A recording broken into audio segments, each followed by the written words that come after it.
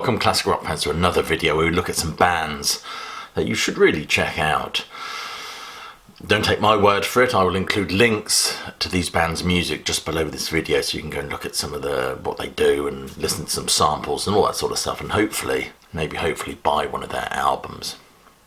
Anyway, calling upon your generosity, I will ask you for a moment of your time, and that is to click like, subscribe and check that notification bell. And if you have a few moments to spare after that, do check some of the links below this video for ways you can support the sterling work done here at Classic Album Review. Even like the Facebook page, it's all good.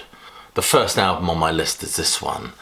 It's an album by When Rivers Meet. The album is called Saving Grace. This album is completely brain-shaftingly good. It's heavy, bluesy, sleazy, and sounds like the Seven Dwarfs of heavy rock, doesn't it? Not so much sleazy perhaps, but Grace Bond, who sings on this, her voice is absolutely incredible. Has me looking back to people like Janis Joplin, although not as impassioned or hysterical. Hysterical's a better word. Not as hysterical, booze-drenched or acid-hazed as Janis was, I guess. But she has it's beautifully balanced, controlled, yet powerful, and perfectly suits the wonderful platforming by Aaron Bond on electric guitar and slide guitar.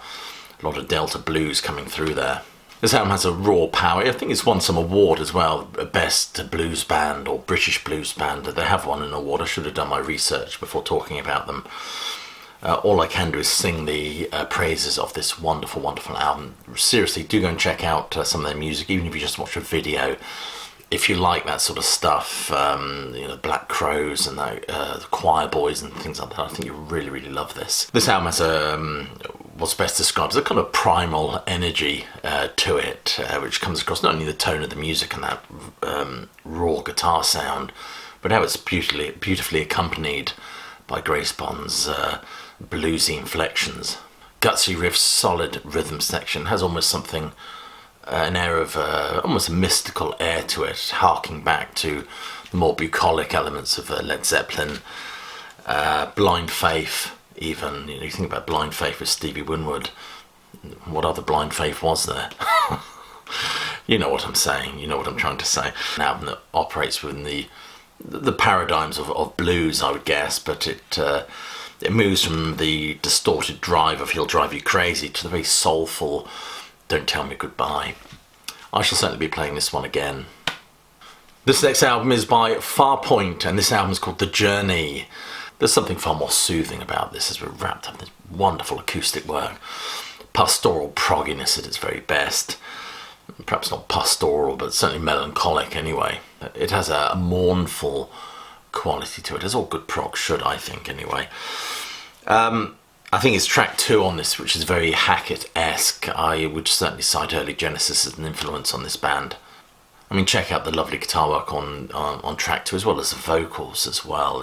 There's a female voice on this as well, which is quite haunting.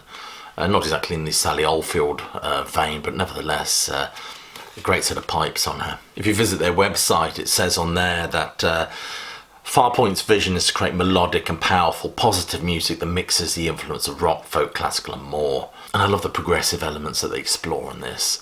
I think some contemporary prog bands try too hard to sound like that classic prog period.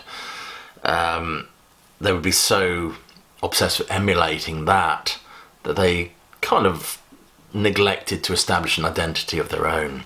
That's certainly not the case with this band. This band seemed very confident and assured in what they're doing. The material is strong, the vocals are very real. I mean, it actually feels like a live performance, to be honest with you.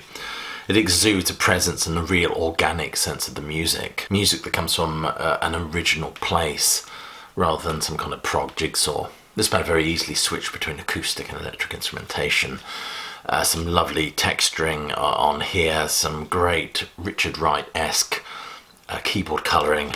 If you like progressive rock a little bit on the lighter side, we're not talking larks, tongues and aspic here, I think you should give this one a go. I'll put a link below this video.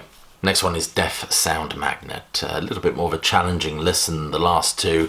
This album is called DSM, I think it's their latest one. It's like the bastard progeny of Gong and Hawkwind. It has a real trippy vibe to it with these mewing and sneering vocals merging beautifully with a stabbing guitar. Some of the vibes created in this music reminds me of some of the stuff I heard on Radiohead's Pablo Honey, mixed with the Jimi Hendrix Experience. And this band are, of course, a power trio. Are certainly lots of wah-wah guitar in there that makes us, goes all Woodstock on us, takes us back to a garden that's been truly built over, unfortunately.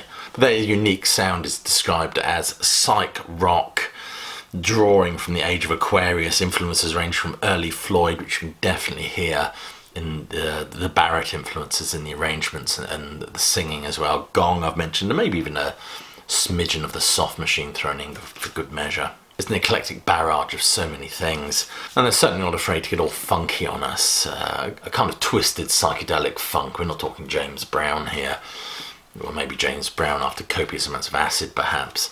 Some lovely guitar work. In fact, the musicianship is tight and accomplished on here.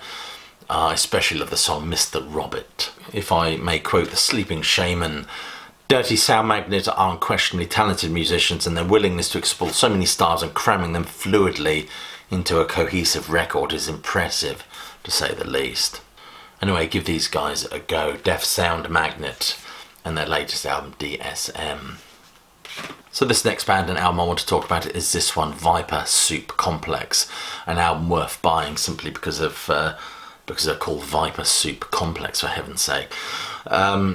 This album is called Red Fugue. It's a beautiful package as well, if I may open it up. It has this nice cutout thing going on. It's a great package, but more importantly, it's absolutely wonderful, wonderful music. I didn't really appreciate them until I sat down the other night and listened to this album in its entirety. It's a beautiful blend of well-constructed prog pieces that often sails perilously close to prog metal. Certainly as the metallic crunch of guitars are very prominent in the mix. Anne-Marie's voice is absolutely fabulous on this. She's a true star, a true prog star, if such a thing exists. And she incorporates elements of dance and theatrics in their live performance. She's definitely worth checking out. I love the guitar work on this, some great percussive work and interesting toying or playing around with time signatures, very much the nod to classic prog, or certainly more contemporary acts like Dream Theater. You can call Dream Theater a contemporary act.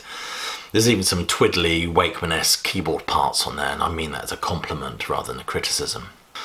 I love this album. I found it really, really enjoyable. I shall certainly listen to it again.